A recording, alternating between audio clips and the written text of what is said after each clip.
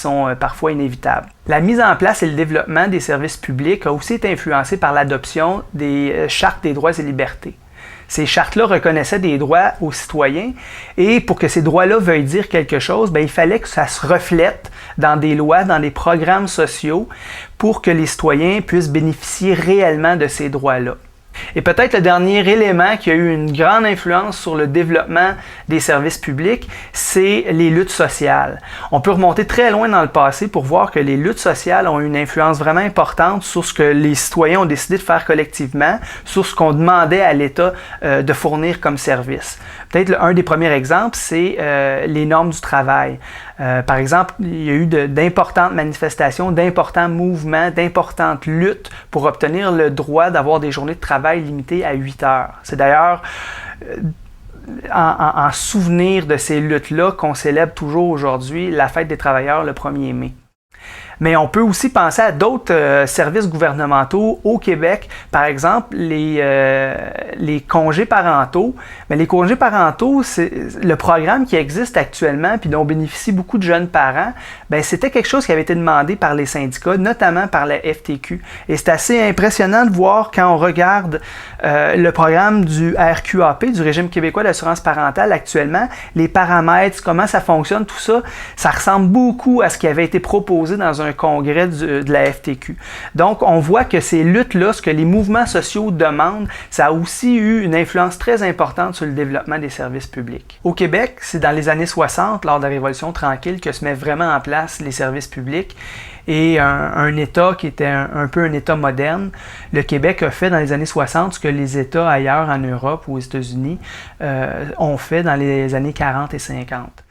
Et donc, dans les années 60, avec l'élection du gouvernement de Jean Lesage, s'est mis en place toute une série de ministères, d'organismes qui ont complètement changé la face du Québec. Et donc, c'est le ministère des Affaires culturelles en 1961, c'est la nationalisation de l'électricité, c'est la Caisse de dépôt et de placement, l'assurance maladie, les cégeps, qui ont fait suite au rapport Parent en 1963 et 1964. Donc, un ensemble de ministères et de services publics qui se créent à cette époque-là pour faire un État moderne et une société moderne. Avec la création de nouveaux ministères, avec les nouveaux programmes, les nouveaux services qui sont offerts à la population, il y a évidemment un besoin d'embaucher des nouveaux employés au gouvernement. Donc, la fonction publique se met aussi en place dans les années 60 et en 1962, les employés du gouvernement, les fonctionnaires, les ouvriers, décident de se regrouper au sein d'un syndicat et le syndicat de la fonction publique est donc créé en 1962. En 1965, on crée la loi sur la fonction publique qui vient encadrer un peu l'embauche et l'emploi dans la fonction publique au Québec. C'était vraiment important et c'était révolutionnaire comme loi parce qu'avant, l'accès à la fonction publique se faisait un peu en fonction des allégeances politiques. Quelqu'un qui voulait être embauché au gouvernement devait présenter 2 lettres. Une lettre de son député appuyant sa candidature, mais aussi une lettre du curé. Donc, on voit que en 1965, en mettant en place la loi sur la fonction publique, l'idée derrière ça, c'est d'avoir une fonction publique qui est impartiale, qui est non partisane et qui est professionnelle. Donc, dans les années 60, c'est aussi la création de la fonction publique comme on la connaît aujourd'hui qui se produit. Donc, dans les années 60, dans les années 70, dans les années 80, les services publics se développent au Québec. Et maintenant, ce qu'on entend, c'est qu'au Québec, on est les plus taxés en Amérique du Nord. Et ça, on l'entend couramment, même de façon extrêmement régulière. On le lit dans les journaux, on le voit à la télévision, on l'entend à la radio. Nous sommes les plus taxés en Amérique du Nord.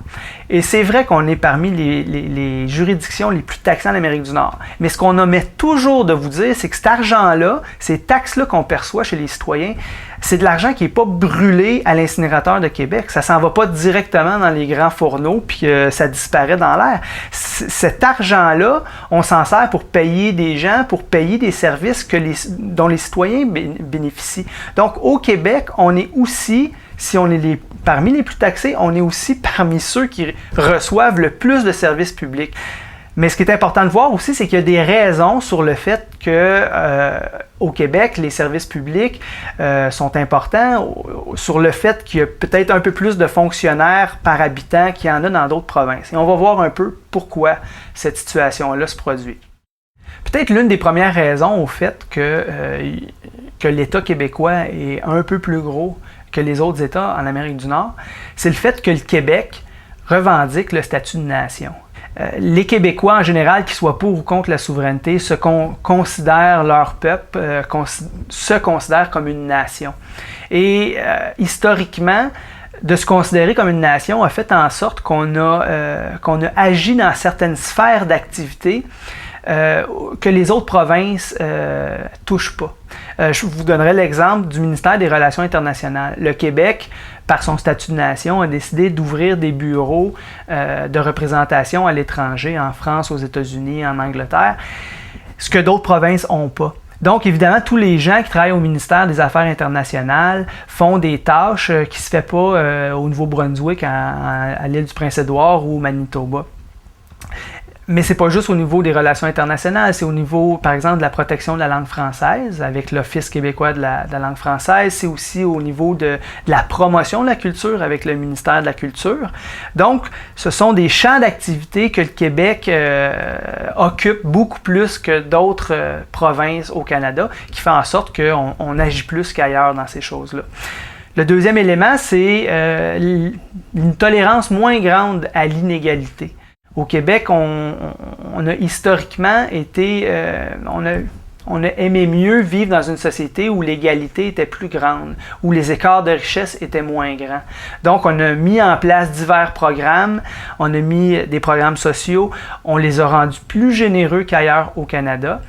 Et ça explique des dépenses parfois un peu plus importantes qu'ailleurs. Donc, l'aide sociale est plus généreuse souvent que d'autres provinces canadiennes, mais c'est aussi des interventions comme les restrictions ou l'encadrement des augmentations de loyer, de la régie du logement et tout ça.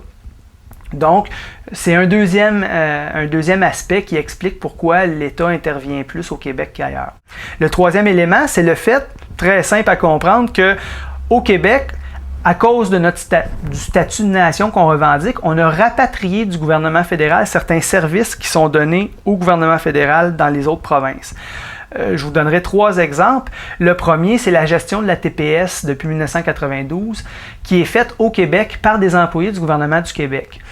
Alors que dans les autres provinces, c'est le gouvernement fédéral qui gère la perception et toutes les sommes qui sont perçues en TPS.